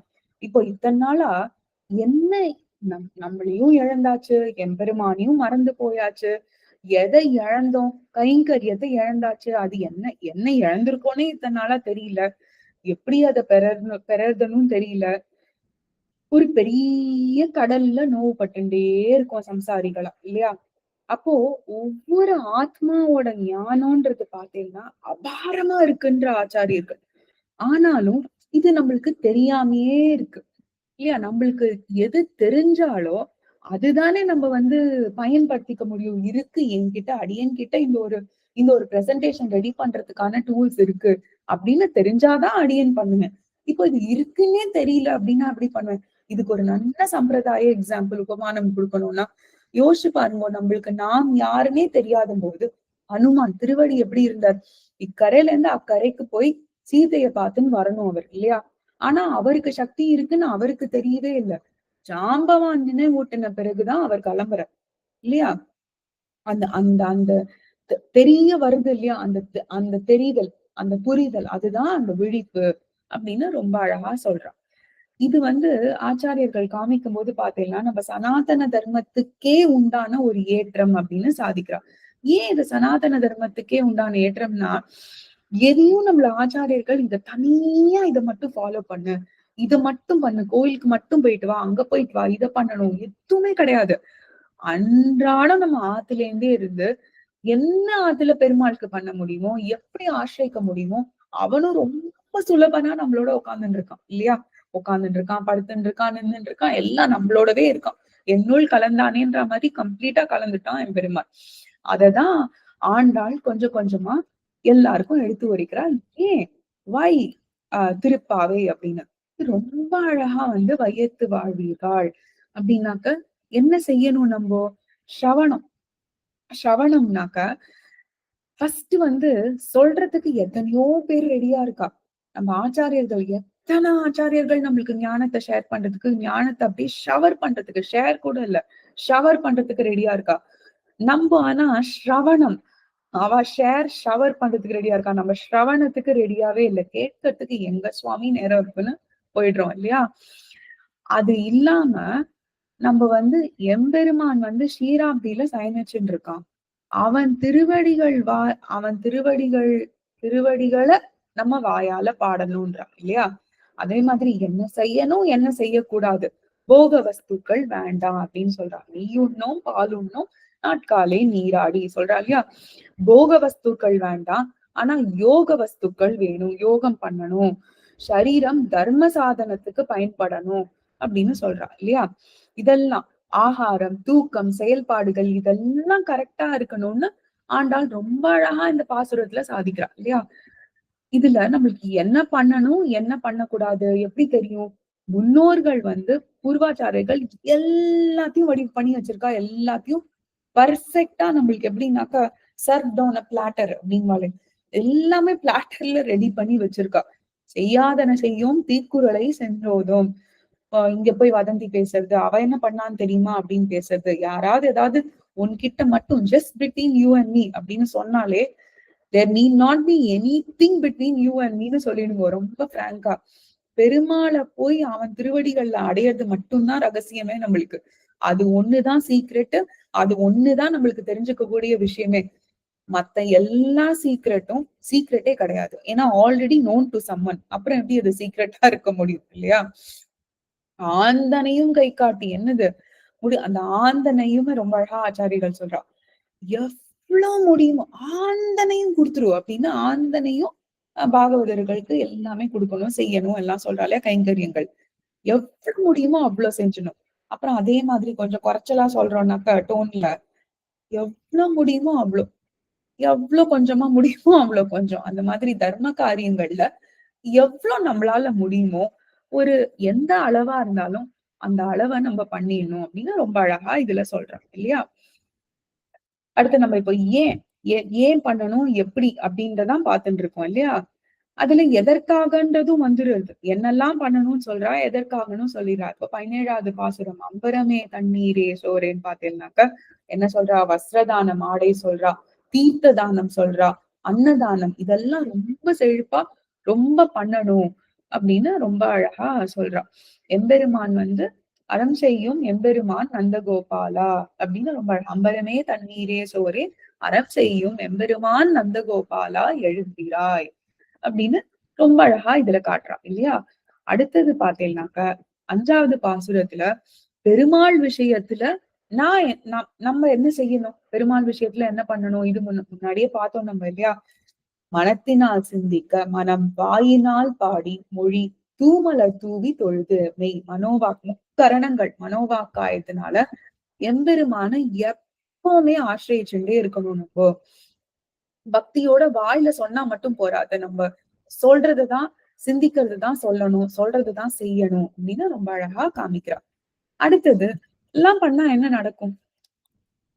எப்பவுமே கேக்குறோம் இல்லையா? இதான் சொன்னேன், என்ன பண்ணணும், ஏன் பண்ணக்கூடாது, பண்ணா என்ன நடக்கும், பண்ணலன்னா என்ன நடக்காது, இதெல்லாம் அழகா ஒரு சீக்வன்ஸா சொல்லிடுறா ஆண்டாள் நம்மளுக்கு.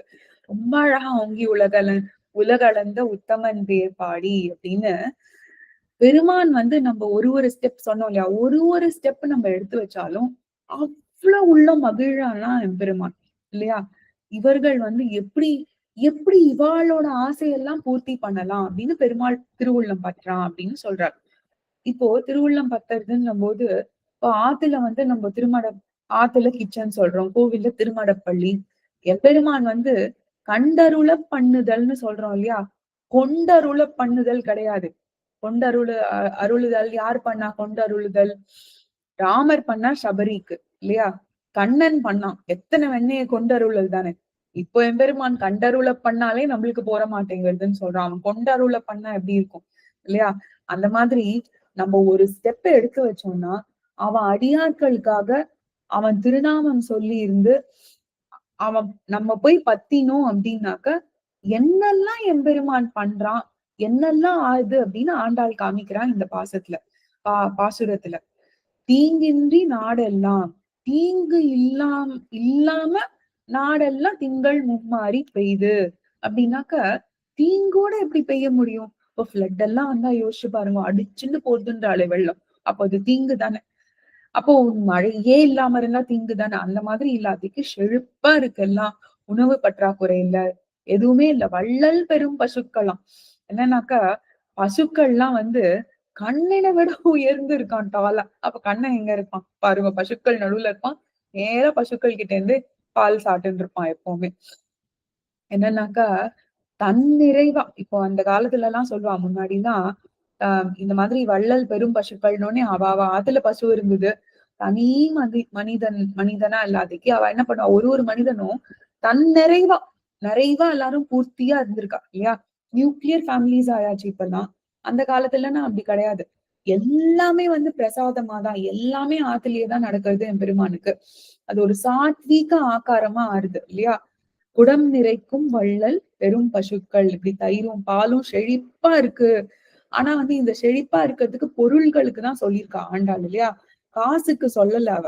உள்ளம் பொருள்கள் எல்லாம் செழிப்பா இருந்தாலே உள்ளம் செழிப்பா இருக்கும். அதுலயே நம்ம விழிச்சுட்டு இருக்கோம் அப்படின்னு ரொம்ப அழகா சாதிக்கிறா ஆண்டாள். எவ்வளவு ஒரு தாட் பாருங்க.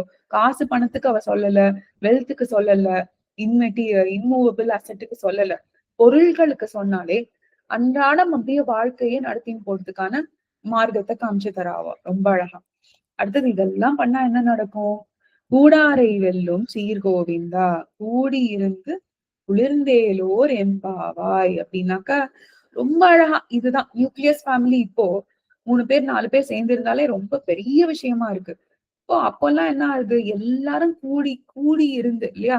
மனதளவுல இது வெறும டுகெதர் இன் ஒன் ஃபேமிலி இல்ல, சேர்ந்து இருந்து மனதளவுல ஒரு ஒற்றுமை, ஒரு ஒரு குடும்பத்தளவுல ஒரு ஒற்றுமை, ஒரு சேர்ந்து இருக்கிறது. ஒரு அந்த ஒற்றுமைனா என்னன்னா அவன் முன்னேறிட்டான் இவன் முன்னேறிட்டான்ற ஒரு ஏற்றத்தாழ்வு இல்லாத ஒரு ஒற்றுமை இல்லையா? Open heartedly feeling happy for others. ரொம்ப அழகா மணவாள மாமுனிகள் இதுக்கு ஆர்த்தி பிரபந்தத்துல சொல்றார். பிறர் மினக்கும் பொறாமை, பிறர் மினுக்கும் பொறாமை இல்லா பெருமையும் பெற்றோமே. பிறர் மினுக்கும் பொறாமை இல்லா பெருமையும் பெற்றோமே அப்படின்னாக்கா ரொம்ப அழகா மத்தவா சந்தோஷப்பட்டா அடியன் சந்தோஷப்படுறேன் அதுல, மத்தவா வருத்தப்பட்டா அடியன் வருத்தப்படுறேன் அதுல, மத்தவா சந்தோஷப்பட்டா அடியன் பொறாமப்படுறேன்றது இல்லாம இருக்கணும்னு கேட்டுக்கிறாராம் மாமுனிகள். இப்போ யோசிச்சு பாருங்க, மனசளவுல ஒரு சாந்தி ஒரு நிம்மதி இருக்கணும்னா எப்பேற்பட்ட ஆத்மாவா இருக்கணும் இல்லையா? இப்போ பெருமாள் வந்து இப்ப இதெல்லாம் இருக்கு. இந்த இந்த வள்ளல் பெரும் பசுக்கள் எல்லாம் இருக்கு. கூடாரை வெல்லும் சீர்கோவிந்தா எம்பெருமான் எல்லாத்தையும் தரான். என்னெல்லாம் தரான் நம்மளுக்கு? பெருமானுக்கு நம்ம எப்படி பூஜை பண்றோம் அப்படின்றது பாக்குறோம். அடுத்தது அன்றாடம் நம்ம செய்ய வேண்டிய அனுஷ்டானங்களை செய்யறோமா? அடியார்களுக்கு செய்ய வேண்டிய தொண்டு பண்றோமா? கைங்கரியத்தை பண்றோமா? சுற்றுப்புற சூழல் பாதுகாக்க வேண்டிய நேர்மையா இருக்கோமா? அந்த அதை பண்றோமா? ஃபர்ஸ்ட் ஆஃப் ஆல் செல்வத்தை காட்டிலும் செழிப்பு, இப்ப ஆண்டாள் சொன்னா இல்லையா, செல்வத்தை காட்டிலும் செழிப்பு மதிப்பு, அந்த செழிப்புக்கு மதிப்பு கொடுக்குறோமா? இதெல்லாம் பாக்குறான் எம்பெருமான். பார்த்தா ரொம்ப ஆனந்தப்படுறான். இதெல்லாம் பண்ணா டிக் சொல்றோம் இல்லையா, அந்த டிக் மார்க் பண்ணானா எம்பெருமான் அவ்வளவு ஆனந்தப்படுறான்னா நம்மள பார்த்து. இந்த ஆனந்தப்படுறதுன்னா என்ன அர்த்தம்? நம்மளுக்கு புரியுற ஆஸ்பெக்ட்ல சொல்லணும்னா நம்மள எல்லா கருமங்கள்ல இருந்தும் தொலைச்சு அவனோட திருவடியில ஆசிரியிக்க வச்சுக்கிறான் அவன் எம்பெருமான். அத பெறறதுக்கு எது வழி? சரணாகதி மட்டும்தான் வழி. அத அடையக்கூடியதுக்கும் காமிக்கக்கூடிய ஒரு பாத்தீங்கன்னா பேயமும் அவன் தான் உபாயமும் அவன் தான் சொல்றோம் இல்லையா? அது எம்பெருமான் தான் காமிக்கிறான். இப்போ எம்பெருமான் எப்படி காமிக்கிறான்? எது அவனோட கட்டாட்சம்? எம்பெருமானோட கட்டாட்சம்ன்றது அந்த பெருமான் திருக்கண் கட்டாட்சம் சொல்றோம் இல்லையா? எது அவனோட திருக்கண் கடாட்சம்? இந்த ஸ்லோகம் ரொம்ப அழகா இருக்கும். எல்லாருமே கேட்டிருப்போம். ஜாயமானம் ஹி புருஷம் யம் பஷ்யேத்து மதுசூதனஹ சாத்விக சது விக்னேக சவை மோக்ஷார்த்தி சிந்தகஹ அப்படின்னாக்க ரொம்ப அழகா எம்பெருமான் வந்து ஜாயமான புருஷம் நிறைய பேருக்கு இப்ப பட்டர் பராசர பட்டர் பாத்தீங்கன்னா ஜாயமான கட்டாட்சம் பிறக்கும் போதே கண்ணன் ரட்சிச்சானா அவரை. அந்த மாதிரி கண்ணனின் கட்டாட்சம் அவனோட மகிமைய சொல்றது இந்த ஸ்லோகம். என்னன்னாக்கா அந்த சாத்விகனா ரொம்ப பரம சாத்விகனா ஒருத்தர் இருக்காரு அப்படின்னாக்க ஆற்றல் மிகுந்த சாத்விகம் இருக்கு அப்படின்னாக்க அந்த குழந்தை பிறக்கும் போதே கண்ணனோட கட்டாட்சம் வேண்டி இருக்கு அப்படின்றது குறிப்பு அந்த மகாத்மியமா சொல்றதுக்கு வந்ததுக்குதான் இந்த ஸ்லோகம் சொல்றா ரொம்ப அழகா. சது விக்னேயக அப்படின்னு சொல்றா இல்லையா? என்னன்னாக்கா சத்து நல்ல ஆத்மா அறிவு பெறுவதற்கான வழி எது?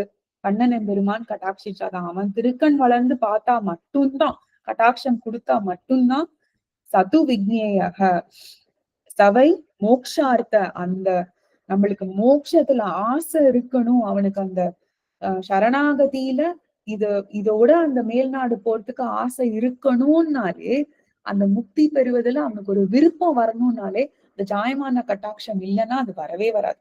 நம்ம எல்லாம் எம்பெருமான் எவ்வளவு கட்டாட்சிச்சிருக்கான். அட்லீஸ்ட் நம்மளுக்கு மோட்சம்ன்ற வார்த்தை சொல்லக்கூடிய அளவுக்கு வச்சிருக்கானே.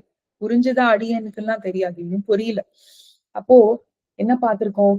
நம்ம தூக்கத்தை பத்தி பார்த்திருக்கோம் இது வரைக்கும். நம்மளோட விழிப்பு எப்படி இருக்குன்னு பார்த்திருக்கோம். நம்ம செயல்கள் எப்படி இருக்கணும்னு சொல்றான் ஆண்டாள். எல்லா பாசுரத்திலயே பார்த்திருக்கோம் இல்லையா?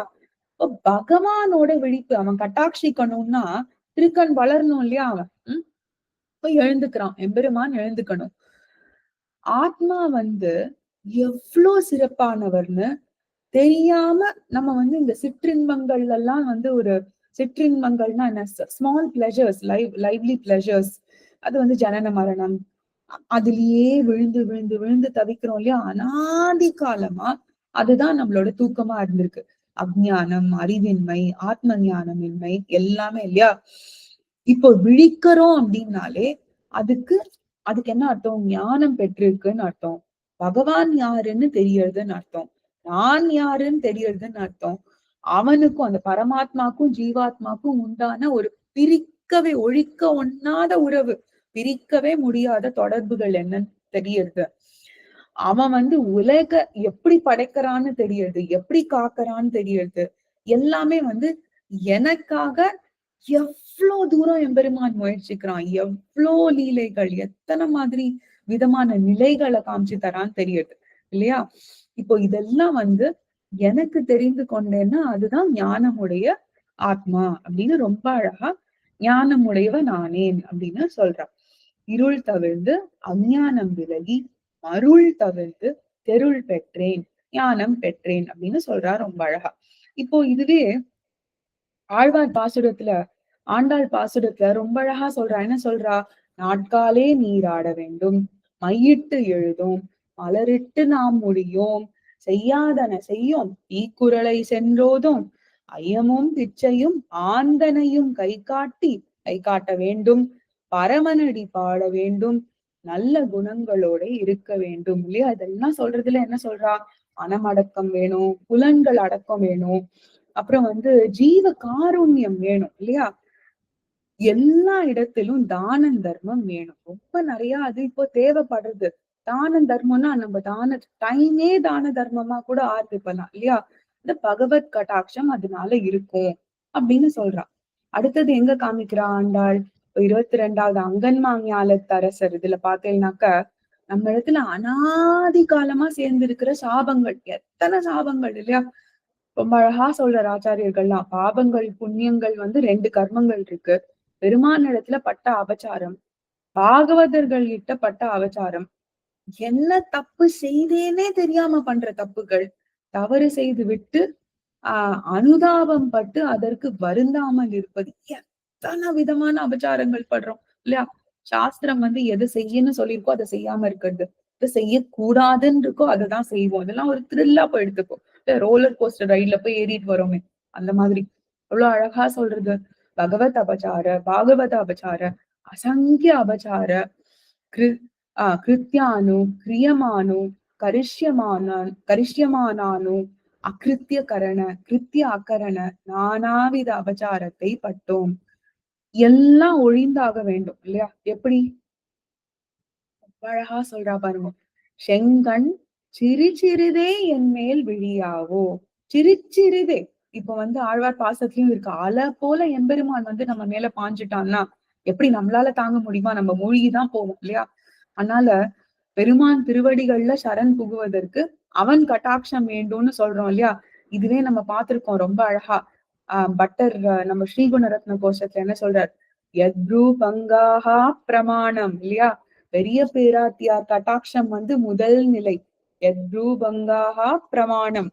அப்போ பிராட்டியோட கட்டாட்சம் இருந்தாதான் எம்பெருமான் கடாட்சம் கிடைக்கிறதுன்றத அவ புருஷக்காரம் தேவை நம்மளுக்கு இல்லையா? இத பத்தி எங்க பாக்குறோம்? வால்மீகி ராமாயணம் 24,000 ஸ்லோகங்கள் எழுதியாச்சு. ராமர், சீதை, லக்ஷ்மணர் எல்லாம் காட்டுக்கு வந்துட்டு இருக்கா இல்லையா? முதல் தோழமை பார்த்தீங்கன்னா யாரோட? குஹனோட தான் முதல் தோழமை இல்லையா? குஹன் இது பெரியாழ்வார் ரொம்ப அழகா சொல்லியிருக்கார்.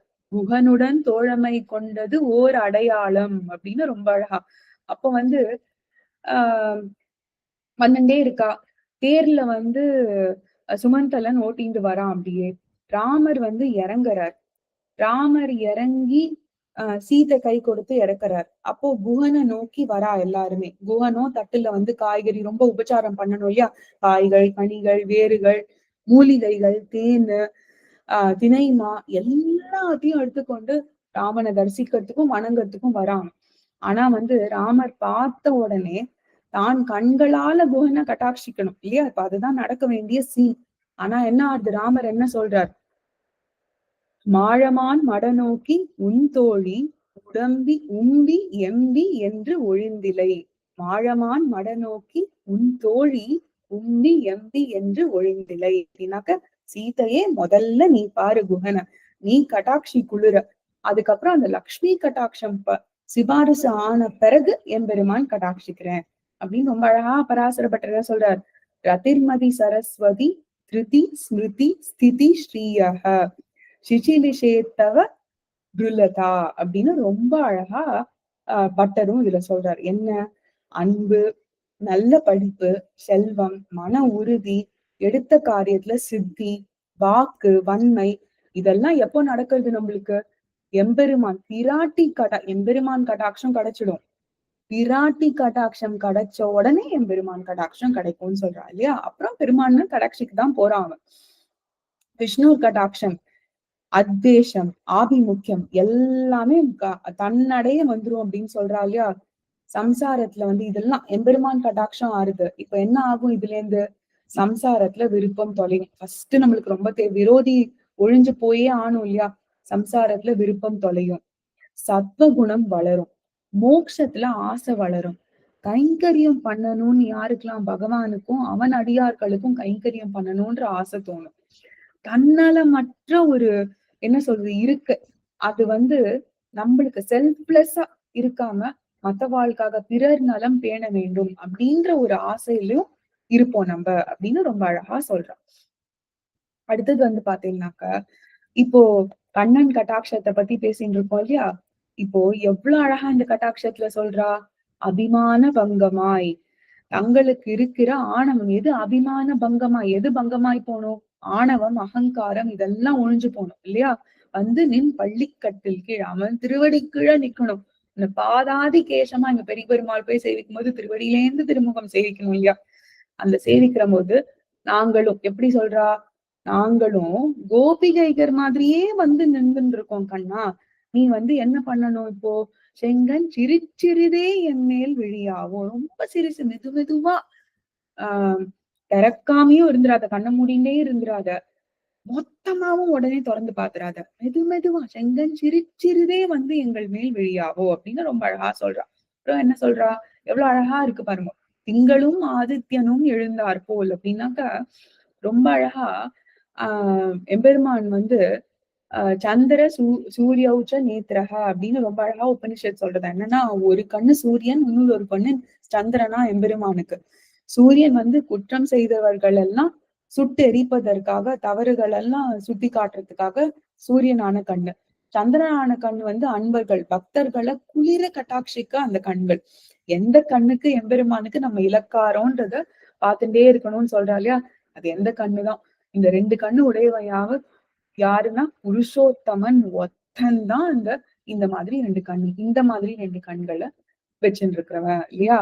இப்ப பாத்தீங்கன்னா யாருக்கெல்லாம் எத்தனையோ பேருக்கு அகல்யா சாப விமோசனம், விஸ்வாமித்திர சாபம் விட்டார், அதுல இருந்து விமோசனம், வசிஷ்டருக்கு ஒரு விமோசனமும் பாத்தீங்கன்னா எம்பெருமான் திருக்கண் வளர்ந்துதான் நடந்திருக்கு. பகவான் கட்டாட்சம் கிடைச்சதுன்னா நம்மளுக்கு ரொம்ப நல்லா இருக்கும் அப்படின்னு சொல்றோம் இல்லையா. இதை நம்ம ரேப் அப் பண்றதுக்கு பாத்தீங்கன்னா ரொம்ப அழகா ஒரு 3 சரித்திரங்கள், எல்லாமே நம்ம கேள்விப்பட்ட சரித்திரங்கள் தான். முதல்ல எம்பெருமான் சபரிய கடாட்ச சரித்திரம் இல்லையா. 3 பேரு சொல்றா, சபரி, விதுரன், ரிஷி பத்னி அப்படின்னு இவாளெல்லாம் எம்பெருமான் அனுகிரகம் பண்றான். இப்ப ஃபர்ஸ்ட் சபரி பார்க்கலாம். கிஷ்கிந்தை நோக்கி வரா ராமர், லக்ஷ்மணர், சீதை வந்துன்னு இருக்கா. ஜட்டாயு சம்ஸ்காரம் முடிஞ்சிருத்து. இப்ப அவனும் ஒரு மாதிரி ஜட்டாயும் வழி சொல்றார். இப்போ கிஷ்கிந்தை நோக்கி பம்பா சரோவர் இந்த பக்கத்துல, அப்புறம் பரஸ்வரகிரி இந்த பக்கத்துல, பரசர்வரம் கிரி, அப்புறம் இது வந்து ரிஷ்யமுக பர்வதம், பம்பா சரசு இதெல்லாம் இருக்கு இல்லையா. இதுக்கு நடுவுல ராமனும் லக்ஷ்மணனும் வந்துட்டு இருக்கா. அப்போ சபரி பாத்துட்டா இவாள. இப்போ அழகான மூதாட்டி சபரி இல்லையா. அவர் குரு பார்த்தீங்கன்னாக்க மதங்க முனிவர் இருக்கார். அவர் வந்து வைகுந்தத்துக்கு சரமத்திற்கு புறப்பட்டு கிளம்பிட்டே இருக்கார். அவர் கிளம்பும் போது இவளை பார்த்து சொல்றாரு, இரு உனக்கு ஆல்ரெடி ரிசர்வ்டு தான், நீ இங்கே இரு, என்னோட என்னோட இப்போதைக்கு வர வேண்டாம். ராமரும் லக்ஷ்மணனும் வந்து கொண்டே இருக்கா, அவளுக்கு வந்து உபச்சாரம் எல்லாம் பண்ணிட்டு இப்போதே சொல்லி வைத்தேன்ற மாதிரி குரு வந்து வாக்கு கொடுத்துட்டார், நீ அப்புறம் பின்னாடி வரதாமா போற, ஆனா குருக்கு ஆச்சாரியருக்கு ஆச்சாரியன் திருவாக்காக எம்பெருமானுக்கு வந்து கைங்கரியம் பண்ணிட்டு வரணும் அப்படின்னு. இவாளும் வந்துடுறா, ராமரும் லக்ஷ்மணரும் பாத்துடுறா.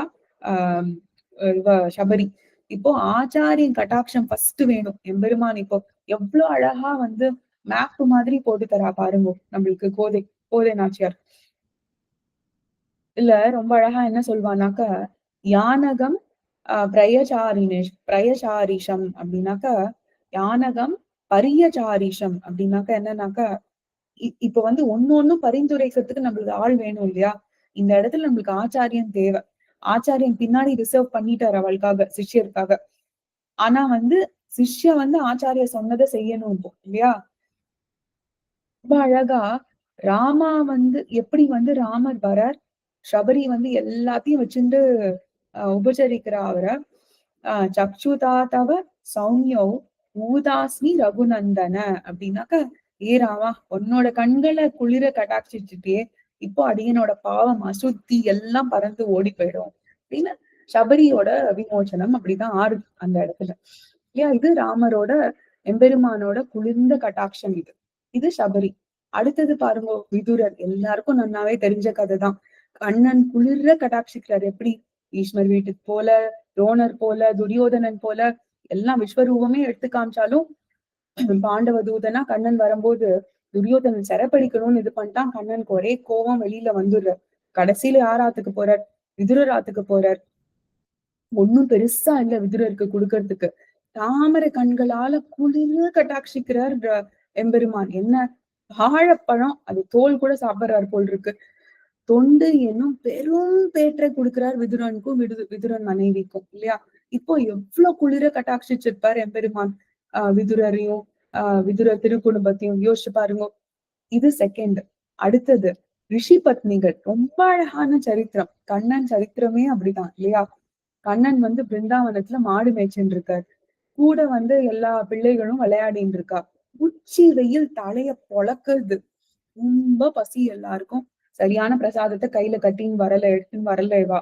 கொஞ்சம் தூரத்துல பார்த்தா புகை ஏதோ வந்துட்டு இருக்கு. ரிஷிகள் யாகம் வளர்க்குறா போல் வந்தது.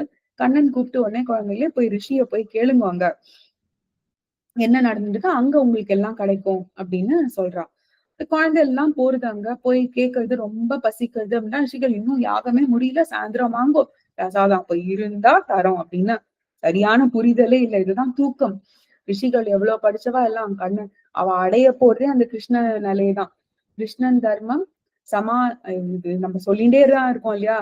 கிருஷ்ணம் தர்மம் சமாதானம் சர்வம் ஸ்ரீ கிருஷ்ணார்பணம் அஸ்துன்னு டெய்லி சொல்றோம். ஆனா அது உண்மையில நடக்கிறதானா நடக்கல பாருங்க. எல்லா குழந்தைகளும் கண்ணை கசக்கிண்டே கண்ணன் கிட்ட வருது. வந்த உடனே கண்ணன் என்ன சொல்றா, ஓ அப்படியா சொல்லிட்டா, இப்போ ஒண்ணு பண்ணுங்கோ, எல்லாரும் ஓடி போய் அந்த ரிஷி பத்னிகள் கிட்ட போய் வந்து கேளுங்க, இந்த மாதிரி வந்து ஏதாவது பசிக்கிறது, ரொம்ப பசிக்கிறது, பிரசாதம் கொடுங்கன்னு. இந்த குழந்தைகளும் ஓடி போய் ரிஷி பத்னிகள் கிட்ட கேட்கறது, ஒரே எல்லாருக்கும் கண்ணுல ஜலம் வளர்றா, ரொம்ப சந்தோஷம், எல்லாருக்கும் ஹாப்பி டியர்ஸ். கண்ணனா கேட்டான் அப்படின்னு ஒத்தி வந்து ஒரு கலையத்துல வந்து புளியோதரை பேக் பண்றா, இன்னொரு ரிஷி பத்னி சக்கர பொங்கல், இன்னொரு ரிஷி பத்னி தொத்தியோன்னம், தேங்காய் சாதம், பாயசம், லட்டு, ஜிலேபின்னு எல்லாத்தையும் எல்லாரும் பேக் பண்ணி கொடுத்துடுறா. இவ பேக் பண்ணி கொடுத்தது மட்டும் இல்லாதக்கு மெது மெதுவா அவளே கண்ணனை நோக்கி நடக்கிறாளாம். இது ஆழ்வார் பாசுரம் ரொம்ப அழகா ஏத்து பசித்து வயிறசைந்து வேண்டி அடிசெல் உண்ணும் போது அப்படின்னாக்க கண்ணன் என்ன அதான் ரொம்ப பசியாம். வெளியில வந்து அப்படியே சன் வந்து ஸ்கார்ச்சிங் சன்னு சொல்லுவாங்க, அந்த மாதிரி உடம்பு நடுங்கறதான் குழந்தைக்கு பாவம். வாயெல்லாம் துடிக்கிறது, அப்படி ஏதாவது சாப்பிட மாட்டோம்னு ஏத்து கொட்டுறதான் அந்த வெயில்ல. உடம்பு தவிக்கிறது அப்படியே, நாக்கெல்லாம் ஒட்டிண்டு போயிடுதான் அப்படியே. அப்போ வந்து உச்சி வெயில்ல நம்ம யாரோ வராங்க, நான் என்ன பண்றான்னு தெரியாம இப்படின்னு பார்ப்போம் இல்லையா? அப்படியே கையை இப்படி வச்சிருந்து யாராவது நமக்கு சோறு கொண்டு வருவாளா அப்படின்னு பாக்குறதான் இந்த கண்ணன் குட்டி. அப்போ ரிஷி மனைவியர் பத்னிகள் எல்லாம் வந்து வந்துட்டு இருக்கா. கண்ணன் வந்து அவ வரா, இன்னும் குடுக்க கூட இல்ல. இங்கேருந்து அப்படியே அந்த கண்ணு கொஞ்சம் கொஞ்சமா இது பண்ணிட்டு கிட்ட வர வர கொஞ்சம் பார்வை நன்னா தெரியும் இல்லையா அந்த சைட்டு. ஓ கட்டாட்சிக்கிறானா கண்ணன், அப்படியே இன்னும் சாப்பிட கூட இல்ல. அவன் பார்வை பட்ட அந்த கட்டாட்சம் அந்த நிமிஷமே பார்த்தேன்னா எல்லா கர்மங்களும் தொலைச்சிட்டாலாம் அந்த ரிஷி பத்னிகள்லாம். இத்தனைக்கும் இன்னும் அவ வந்து சமர்ப்பிக்க கூட இல்ல கிருஷ்ணனுக்கு. அவ நினைச்ச நினைப்புக்கே அவளுக்கு என்னாச்சு, ஞானம் பெருகின்னு இருந்தது. நிலைத்து இருக்கிற மாதிரி அவன் ஞானம் கொடுத்திருக்கான். செயல்பாட்டுல வேற ஒரு குறைவே கிடையாது. இம்மீடியட்லி மனோவாக்காயம் எல்லாத்தையும் இம்பாக்ட் ஆயிடுத்து பாருங்க இல்லையா? எப்பேற்பட்ட எம்பெருமான், அவனோட ஒரு விருப்பம், வேண்டுகோள் இதெல்லாம் இருக்கணும். என்ன இருக்கணும்? நம்மளோட விருப்பம் இருக்கணும். அடுத்தது எப்படி எம்பெருமான் அடைய முடியும்? வேண்டுகோள், நம்மளுக்கு ஒரு வேண்டுகோள் தேவை அவன் அடையணும்னு. அடுத்தது ஆச்சாரியர்களின் கட்டாட்சம் வேணும் எப்பவுமே நம்மளுக்கு இல்லையா? இது மூணும் இருந்ததுன்னா இந்த மார்கழி மாசத்துல ஆண்டாள் அப்படியே ரங்கமன்னாரோட எப்படி அவ கொண்டாடினாலும் நம்பெருமாளோட நம்ம ஆச்சாரியர்களோட அந்த ஆண்டாளை வந்து கொண்டாடணும் அப்படின்றதுதான் அடியனோட ஒரு விண்ணப்பம். ஒரு நாளும் நம்ம வாழ்வும் வாக்கும் ஸ்ரீ உவே எம்ஏ வெங்கட கிருஷ்ணன் சுவாமி எழுதின வாழ்வும் வாக்கும் வச்சுட்டு ஒரு திருப்பாவைக்கும் அந்நியன்னி நாள் பாட்டுக்கு ஐதிஹ்யங்கள் சரித்திரங்கள் பார்க்க போறோம் நாளில இருந்து ஒரு நாளும். அதுக்கப்புறம் அதோட ஒரு உள் அர்த்தமும் அந்தந்த பாட்டுக்கு எழுதியிருக்க ஆச்சாரியர்கள் அதையும் கிரந்தத்தை வச்சுட்டு பார்க்கலாம். யதாசக்தி யதாமதி ரங்கமன்னாருடன் நம்பெருமாளுடன் சேர்ந்து ஆண்டாள் வாழி வாழி வாழி, பெரியாழ்வார் திருவடிகளுக்கு வாழி வாழி வாழி. ஸ்ரீமதே விஷ்ணு சித்தாரிய மனோநந்தன ஹேதவே நந்தநந்தன சுந்தரியை கோதாயை நித்யமங்களம். ஸ்ரீமதே ரம்யஜா மாத்ரு முனீந்திராய மகாத்மனே ஸ்ரீரங்கவாசினே பூயாத் நித்யஸ்ரீர் நித்யமங்களம். श्रीमत्पदूलकुलवारिधि पूर्णचन्द्रम् श्रीमन्महार्य चरणाम्बुज सञ्चरीकम् श्रीसिंहरार्य करुणाब्ध समस्तबोधम् भक्त्या च योगनृसिंह गुरुं श्रयामि. அடியேன் ஸ்ரீனிவாசதாசன். ஆழ்வார் எம்பெருமானார் ஜீய திருவடிகளே சரணம். ஆச்சாரியர்கள் திருவடிகளே சரணம்.